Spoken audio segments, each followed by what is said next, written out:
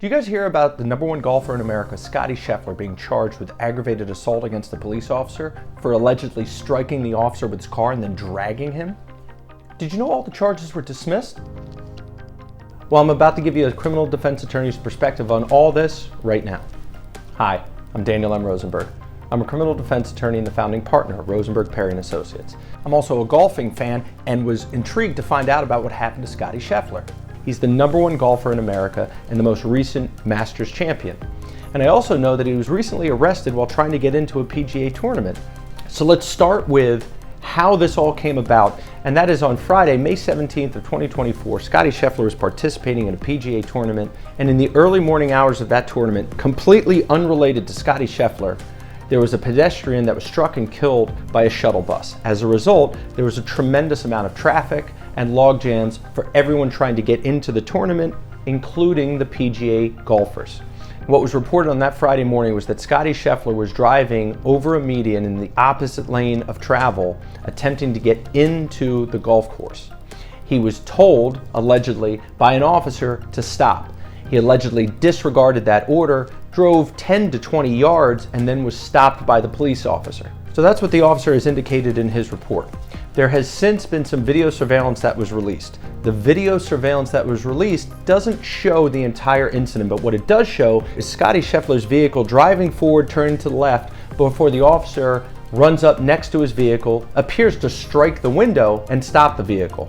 There's some time that passes before Scottie Scheffler is taken out of the vehicle and arrested. What is not shown on the video is the officer being struck by the vehicle, being knocked down, or dragged. So the question is there additional video that is out there? Worthy of note, this officer has a body-worn camera, which is a camera that is worn by the officer on their chest. In this case, the officer should have had his body-worn camera activated. It was not activated. As a result, we do not have the body-worn camera footage interaction between Scottie Scheffler and the officer.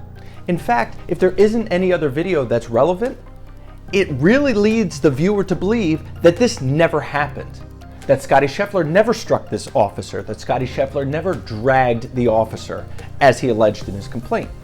The officer has since been disciplined for failing to activate his body-worn camera. So since this incident took place in Louisville, Kentucky, he is facing charges that stem out of Louisville, and they are assault of a police officer, a crime of the 2nd degree, criminal mischief, a crime of the 3rd degree, reckless driving, a misdemeanor, and disregarding a traffic signal from an officer directing traffic, which is also a misdemeanor. So Scottie Scheffler is arrested, taken into custody, taken down to the police station, processed, and then released. He finishes his round of golf, but now he's got these charges looming. So you're wondering why all the charges are dismissed and why they're dismissed with prejudice and what this all means? Well, let's talk about it. So on May 29th, when all these charges are dismissed, Scottie Scheffler's attorney speaks to the public after the charges are dismissed. And he says a couple of things that are worthy of note. One is that all the charges are being dismissed with prejudice. What that means is that the charges cannot be brought back at a later time. A great example of this is Alec Baldwin. All those charges against him were dismissed without prejudice, and they could bring the charges back again later. The other thing worthy of note is that Scottie Scheffler's attorney indicated that Scottie Scheffler was going to be proceeding with a civil action, meaning that he was going to sue this police officer and the police force for their conduct. In addition, Scottie Scheffler's attorney said this would not be a negotiation. This is either being dismissed or we are litigating this to the fullest extent. Litigating the criminal charge, which means we'd be moving forward with a trial, and we'd also be litigating the civil action, which means we'd be coming at you and your department and looking at every dirty little detail in that video surveillance, the policies and procedures, and seeing what, if anything, you did wrong.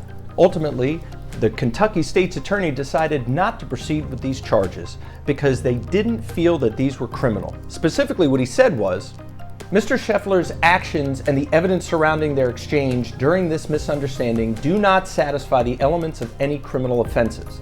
So the next time you find out about a friend, family member, or anyone who's charged with a crime, you should really think twice about whether or not it actually happened, because innocent people get charged all the time. So if you or someone you know has been charged with a crime here in New Jersey, please contact our office, schedule a consultation. We'll be happy to help in any way that we can. And if you like the contents of this video, please like and subscribe to our YouTube channel. And if there's a topic or area of law you'd like to learn more about, please contact our office or leave a comment below. I'd love to hear about it. We are criminal trial attorneys. We have your back. That's what we do.